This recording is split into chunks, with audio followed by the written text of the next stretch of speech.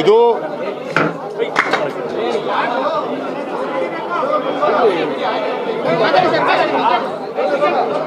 ಇದು ಮೊದಲಿಗೆ 3 ವರ್ಷಗಳ ಕಾಲ ಸತತವಾಗಿ ಪ್ರತಿಭಟನೆ ಮಾಡಿದ ನನ್ನ ಮಣ್ಣನ್ನು ನನ್ನ ಭೂಮಿಯನ್ನು ಮಾರಲು ಅನ್ನೋ ರೈತರ ಹೋರಾಟದ ಜಯ ಇದು. ಮೊದಲು ರೈತರ ಜಯ.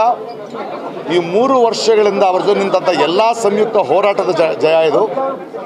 ಮತ್ತು ಯಾವ ಕಲಾವಿದರು ಯಾವೊಬ್ಬ ನಾಗರಿಕರು ಬಂದು ಈ ಹೋರಾಟದ ಮುಂದೆ ನಿಂತ್ಕೊಂಡ್ರೋ ಇದರ ಜಯ ಇದು. ಇದು ಒಂದು ಐತಿಹಾಸಿಕವಾದ ಒಂದು ಚಳುವಳಿಯ ಜಯ ಆಗಿದೆ.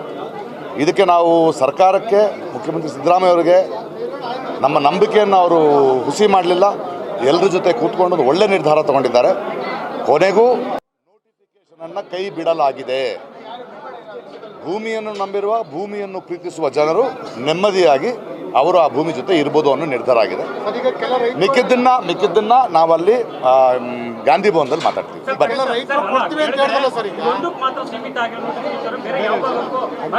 ದೇವನಹಳ್ಳಿಯ ಹೋರಾಟ ದೇವನಹಳ್ಳಿಗೆ ಶುರುವಾಗಿದೆ. ಮೊದಲ ಚಳುವಳಿಯಲ್ಲಿ ಈಗ ಜಯವಾಗಿದೆ. ಮುಂದಿನ ಚಳುವಳಿಗಳ ಬಗ್ಗೆ ಆಮೇಲೆ ಮಾತಾಡೋಣ. ಅಲ್ಲ, ಕೊಡಬೇಕು ಅನ್ನೋರು ಹೆಂಗೆ ಕೊಡ್ತಾರೆ, ಏನು ಕೊಡ್ತಾರೆ ನೋಡೋಣ.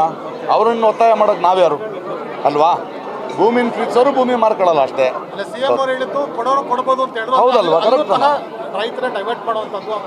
ನೋಡೋಣ ಏನಾಗುತ್ತೆ ಅದನ್ನು ನೋಡೋಣ, ಆಮೇಲೆ ನೋಡೋಣ. ಒಳ್ಳೆಯ ಒಂದು ನಿರ್ಧಾರ ಬಂದಿದೆ, ಅದು ಮುಖ್ಯ ಅಷ್ಟೇ.